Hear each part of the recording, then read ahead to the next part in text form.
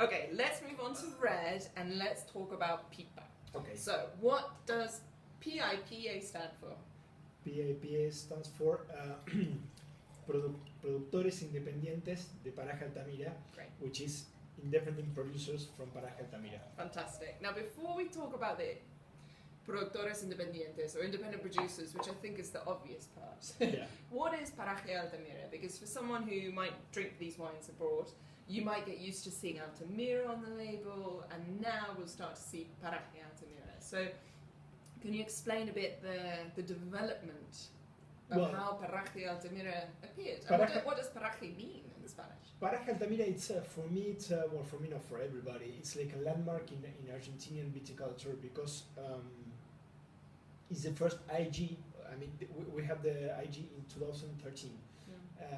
It's the first IG delimited. Yeah. Delineated.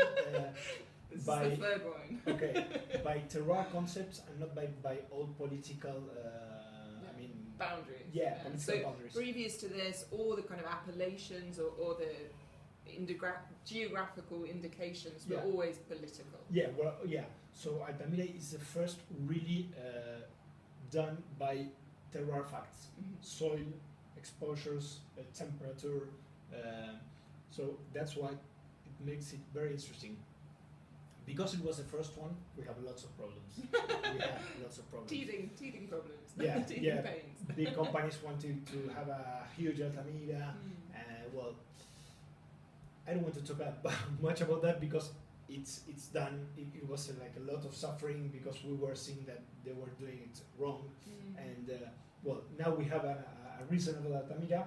And it's difficult because Altamira was it became very well known as a wine region without actually having a geographical indication, and it became famous for producing these excellent quality wines. Actually, so everyone wants to kind of be part of Altamira. Yeah, so it's understandable that it was a tough one. Actually, this dispute made Altamira like, whoa, why are they all fighting about this? What's made it happening? even more famous. No publicity is bad publicity. Yeah. But well, it was like the first IG in the process of terroir facts IG. So now, hopefully, I mean, it's great that we learned about that experience. And now, for example, they're putting others IGs together